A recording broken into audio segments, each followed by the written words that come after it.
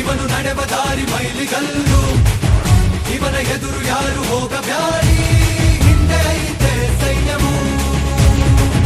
ಹಸಿದ ಜನಕ್ಕೆ ಇವನು ಅನ್ನದಾತ, ಹಸಿರ ಉಸಿರು ಎಂದು ಹೇಳಿದಾತ.